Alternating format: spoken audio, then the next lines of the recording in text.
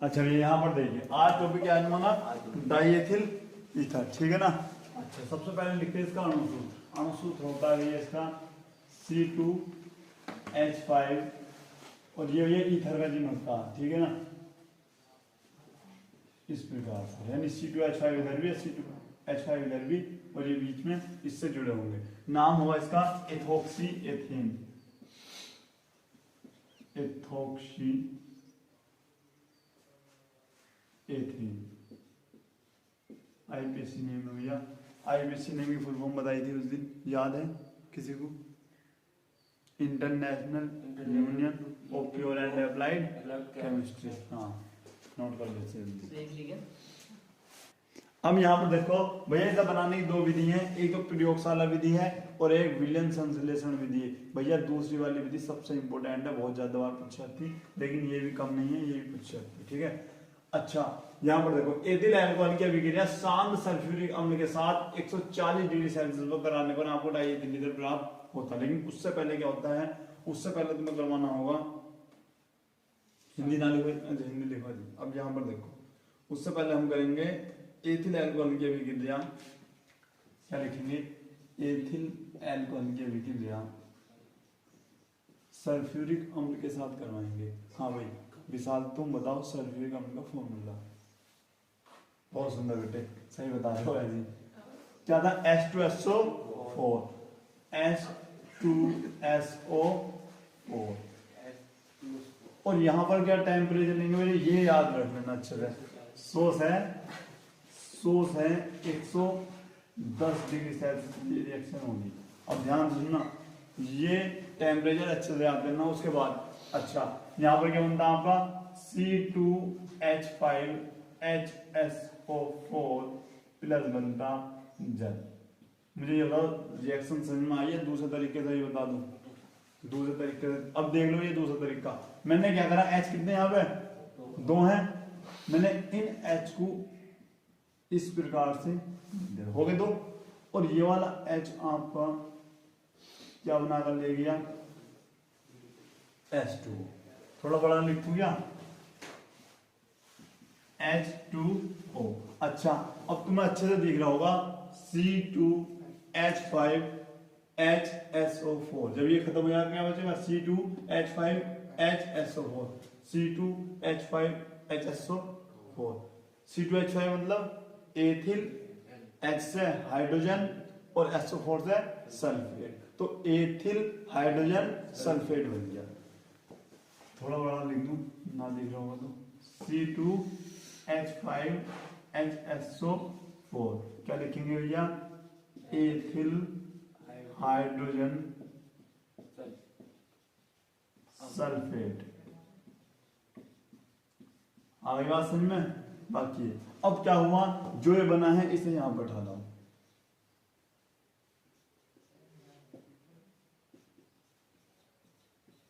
और इसकी अभिक्रिया करवा दो किससे, एथिल अल्कोहल यानी C2H5OH से। अगर मैं, या फिर ऐसा लिख लो, या ऐसा उल्टा करके लिख लो, उल्टा करके लिखोगे तो और आसानी से दिख जाएगा। कैसे भैया, ऐसे HOC2H5। क्यों, यहां से हमारी एक चीज बन जाएगी, बताओ क्या बन जाएगी, H2SO4। क्या नाम है हिंदी में, सल्फ्यूरिक अम्ल, H2SO4 बन गया। अब बताओ यहाँ पर क्या बचा, C2H5, C2H5 बीच में वो है ना, वो हमने लिख दिया ऐसे। यहां पर क्या बन गया, C2H5। क्या नाम है भैया, die ethyl ether, diethyl ether, ये इसका नाम। बताओ, और ये क्या है भैया आपका, सल्फ्यूरिक अम्ल। बताओ किसकी बात समझ में नहीं आई, ये तो ये लिख रहा है, और ये एथिल अल्कोहल है, एथिल अल्कोहल।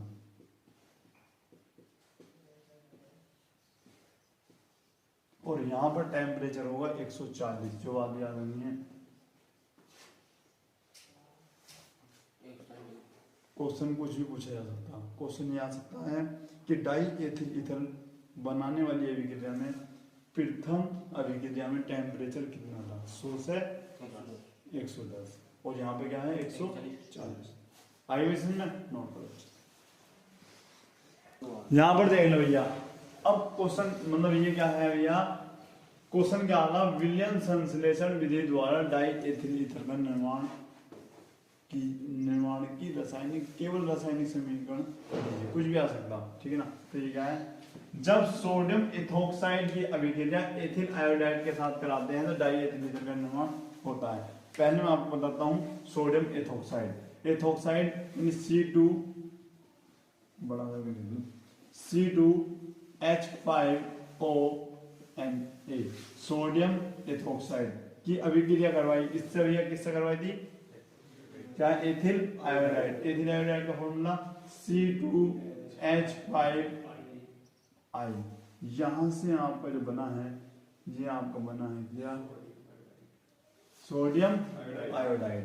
तो आप कहोगे भैया यहाँ पर बन गया हमारा NaI+।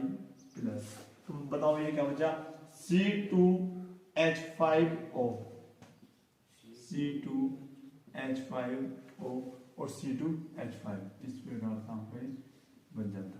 क्या नाम बताया था, डाई एथिल ईथर, ठीक है भैया। और ये यहाँ पर सोडियम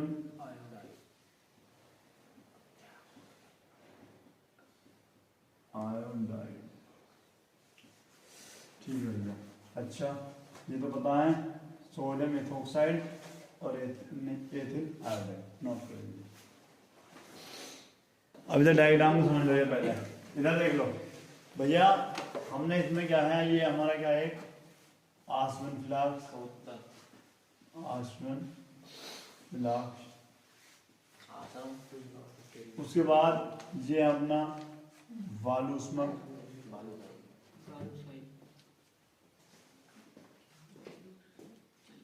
और ये क्या है अपना बर्नर बताया था, ठीक है। अच्छा इसके अंदर दो चीज का मिश्रण लिखते हैं, एक तो एथिल एल्कोहल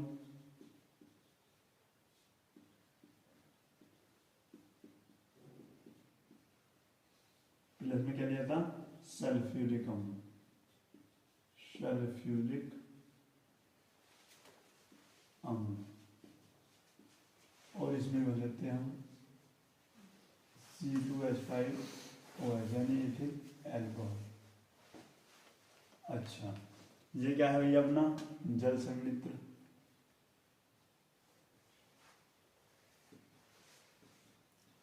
जल संयुक्त है। अच्छा ये क्या है भैया ग्राही, ये नाम ये याद होनी चाहिए तुम्हें भी, ग्राही फ्लास्क। और ये है भैया आपके बर्फ के टुकड़े, बर्फ लिख लो, ठीक है। ये एडोप्टर है, लिख लेना एडोप्टर है भाई, यही है जो चीज़ है, ठीक है ना। अभी तो समझते हैं, अब लिखना तुम्हें विधि। अब मैं पहले पूरी बात सुन लो, देखो विधि में क्या लिखना, समझ लो एक बार को, फिर उसे आराम से लिख लियो। सर्वप्रथम एक आसवन फ्लास्क लेते हैं, ठीक है। आसवन फ्लास्क को नली की सहायता से जल संयुक्त से जोड़ लेते हैं, और जल संयुक्त को एडोप्टर की सहायता से ग्राही से जोड़ दिया जाता है, ठीक है ना। अब होता क्या है, आसवन फ्लास्क में एथिल अल्कोहल और सल्फ्यूरिक अम्ल का मिश्रण भर लेते हैं, ठीक है ना, जिसको बर्नर की सहायता से, बालू उष्मक की सहायता से 140 डिग्री सेल्सियस तक गर्म किया जाता है, ठीक है। यहाँ पर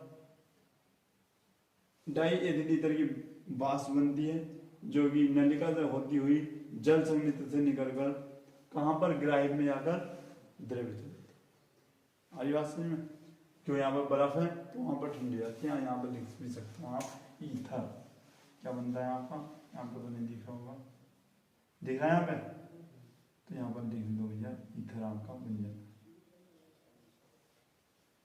नोट करो। यहाँ पर देख लो भैया भौतिक गुण है, यह एक रंगहीन एवं गंधहीन द्रव है। दूसरा, इसका क्वथनांक 35 डिग्री सेल्सियस होता है। अगर मैं इसमें क्रम की बात बताऊं तो भैया सबसे पहले क्या पढ़ाया था, क्लोरोफॉर्म, उसका क्वथनांक कितना था 61 डिग्री सेल्सियस।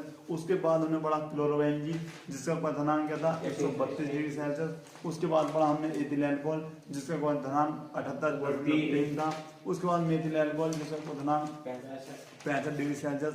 अब पढ़ लिया मेथिल अल्कोहल नहीं डाइएथिल ईथर, तो इसका क्वथनांक है 35 डिग्री सेल्सियस। ठीक है भाई, रिवाइज करते रहा करो भाई ऐसी। अच्छा, यह जल से हल्का होता है और यह एक अच्छा विलायक है। पांचवा जो भौतिक गुण है वो है ईथर में हाइड्रोजन बंद नहीं होते। ठीक है भैया, नोट करो भैया। आपके भौतिक गुण मैंने बता दिए थे, ठीक है ना। जितेंद्र बताएंगे कि इसका क्वथनांक कितने डिग्री सेल्सियस होता है, 35 डिग्री सेल्सियस। ठीक है भाई। तुम बताओ पहले क्लोरोबेंजीन का विशाल कितना डिग्री सेल्सियस होता है क्वथनांक, कितना कितना 132 डिग्री सेल्सियस। ठीक है भाई। अच्छा, अब रासायनिक गुण देखते हैं। पहला है आपका जल अपघटन। क्या है भैया, नोट करो इसमें पहले कि डाई एथिल ईथर का जल अपघटन कराने पर एथिल अल्कोहल बनता है।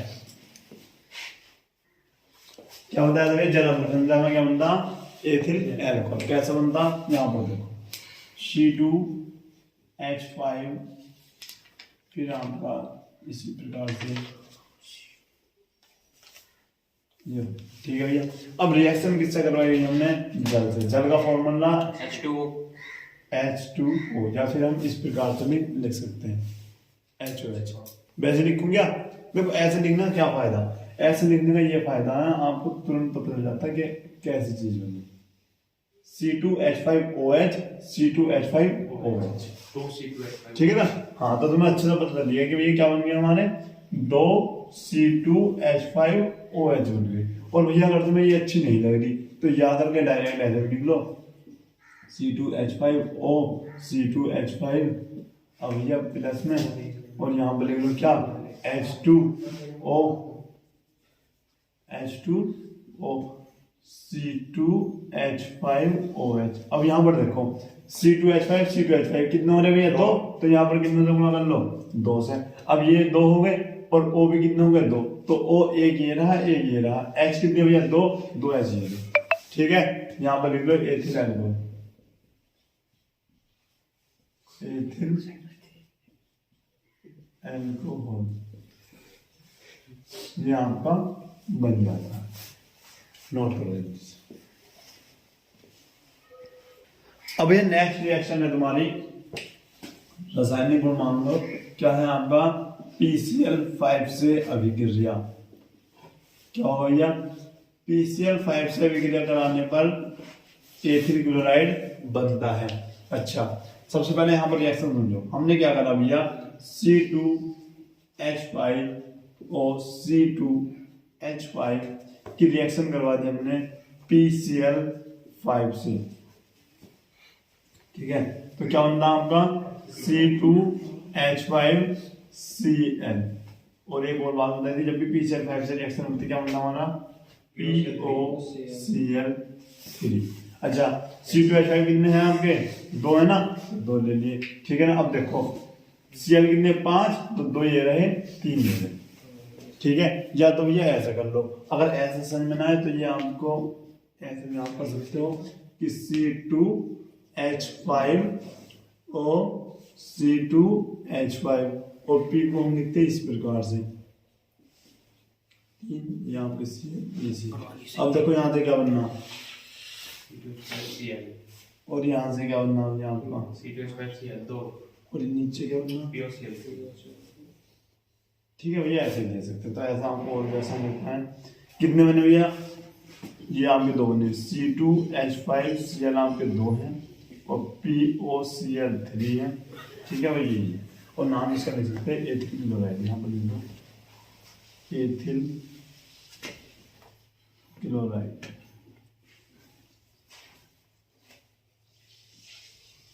नोट करो। अब यहां पर देखो भाई, तीसरा है तुम्हारा एसिटिल क्लोराइड। से अभिक्रिया। एसिटिल क्लोराइड का फॉर्मूला क्या आ गया, CH3COCl, ठीक है ना, ये है। तो उन्होंने कही है एसिटिल क्लोराइड से अभिक्रिया कराने पर एस्टर या फिर एथिल एसीटेट बनता है।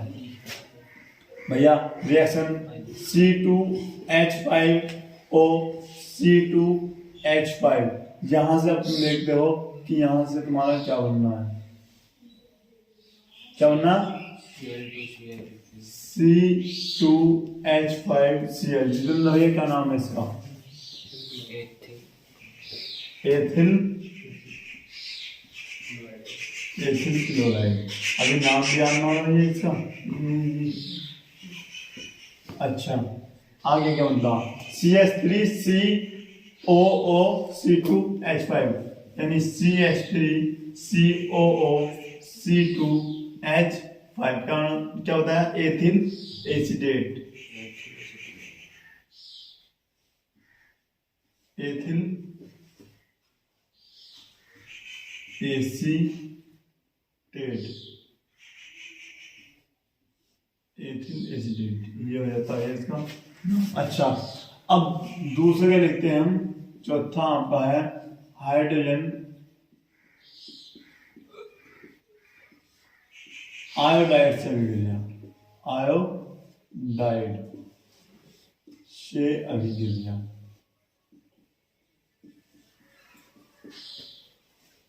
अब बताओ हाइड्रोजन आयोडाइड का फॉर्मूला विशाल HI, यानी क्या लिखोगे, C2H5O C2H5 प्लस HI। तो यहां से पहले क्या बनता आपका,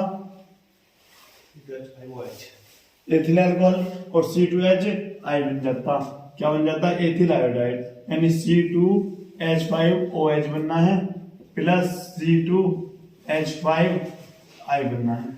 नाम क्या है इसका, एथिल अल्कोहल, एथिल अल्कोहल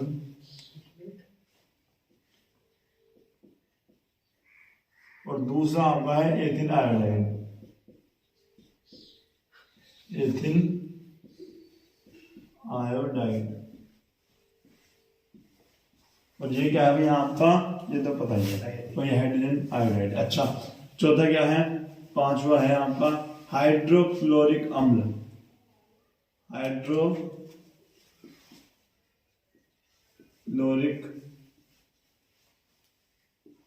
अम्ल से अभिक्रिया, अम्ल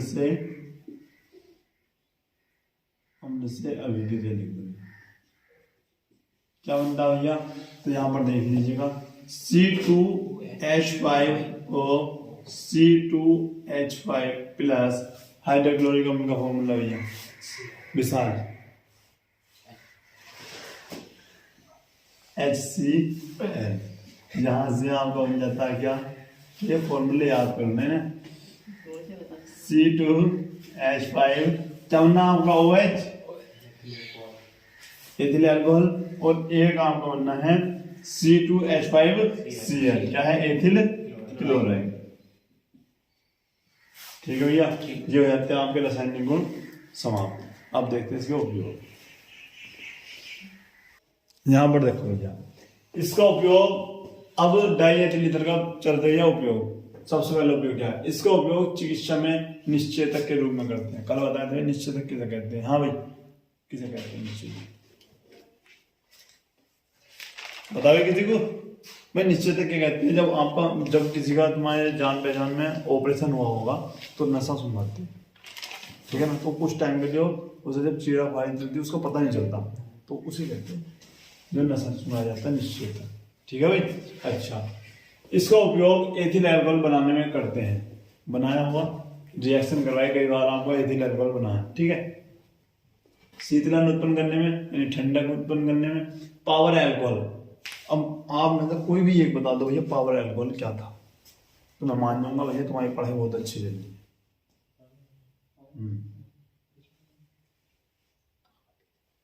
ठीक है भैया ऐसे चलो, इसका मतलब अभी आपकी पढ़ाई बहुत डाउन चल रही है।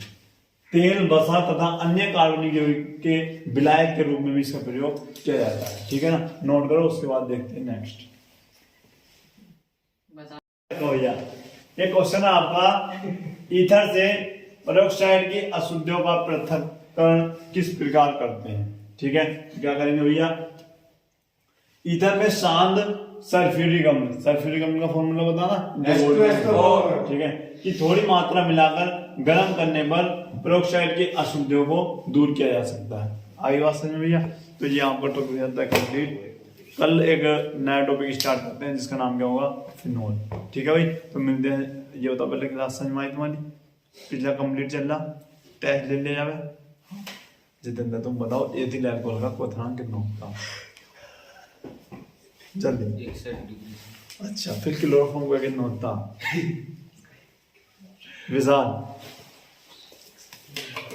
बताओ जी, किसका बताया। अच्छा तुम छोड़ो, डाई एथिलीन का बताओ भाई, अभी नोट करो यार।